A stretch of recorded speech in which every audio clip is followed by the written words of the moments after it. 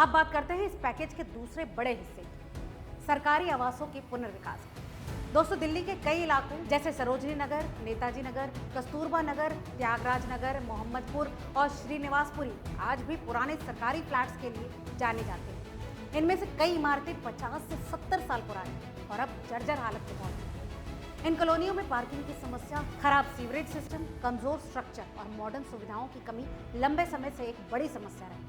अब सरकार इन सभी कॉलोनियों को पूरी तरह से रीडेवलप करने जा रही है, यानी पुराने फ्लैट्स की जगह अब नए हाई राइज अपार्टमेंट्स बनेंगे जिनमें बेहतर डिजाइन, ज्यादा स्पेस और आधुनिक सुविधाएं हैं। इस प्रोजेक्ट के तहत करीब 2700 से ज्यादा नए फ्लैट्स और ऑफिस बनाए जाएंगे। ये सिर्फ सरकारी कर्मचारियों के लिए राहत नहीं है, बल्कि इससे पूरे इलाके की वैल्यू भी बढ़ेगी, क्योंकि जब कोई इलाका मॉडर्न होता है तो उसके आसपास की प्राइवेट प्रॉपर्टीज की कीमतें भी तेजी से बढ़ती हैं। अब इस पूरे प्लान का सबसे बड़ा असर दिल्ली की इकोनॉमी पर पड़ेगा।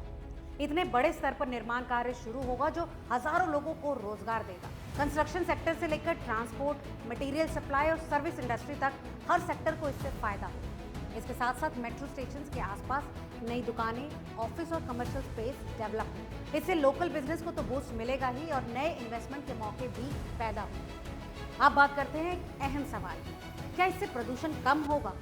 दोस्तों, जब मेट्रो नेटवर्क मजबूत होता है तो लोग निजी गाड़ियों के बजाय पब्लिक ट्रांसपोर्ट का इस्तेमाल ज्यादा करते हैं। इससे ट्रैफिक कम होता है और हवा की क्वालिटी में सुधार आता है। अगर ये प्रोजेक्ट सही समय पर पूरा हो जाता है तो दिल्ली को पोल्यूशन के मोर्चे पर भी राहत मिल सकती है। लेकिन हर बड़ी योजना के साथ कुछ चुनौतियां भी होती हैं। सबसे बड़ी चुनौती है समय पर प्रोजेक्ट पूरा करना। भारत में कई इंफ्रास्ट्रक्चर प्रोजेक्ट्स देरी का शिकार होते हैं। अगर इस प्रोजेक्ट में भी देरी होती है तो इसका असर लागत और लोगों की उम्मीदें दोनों पर पड़ेगा। दूसरी चुनौती है रीडेवलपमेंट के दौरान लोगों का पुनर्वास। जिन लोगों के घर टूटेंगे उन्हें अस्थायी रूप से ही कहीं और शिफ्ट करना होगा, जो कि एक बड़ा लॉजिस्टिक टास्क है। लेकिन अगर इन चुनौतियों को सही तरीके से मैनेज किया गया तो ये प्रोजेक्ट दिल्ली के लिए एक ऐतिहासिक बदलाव साबित हो सकता है। दोस्तों, सबसे बड़ा सवाल, क्या ये निवेश आपके लिए एक मौका है? अगर आप रियल एस्टेट में निवेश करने की सोच रहे हैं तो मेट्रो कॉरिडोर के आसपास के इलाके आने वाले समय में हॉटस्पॉट बन सकते हैं।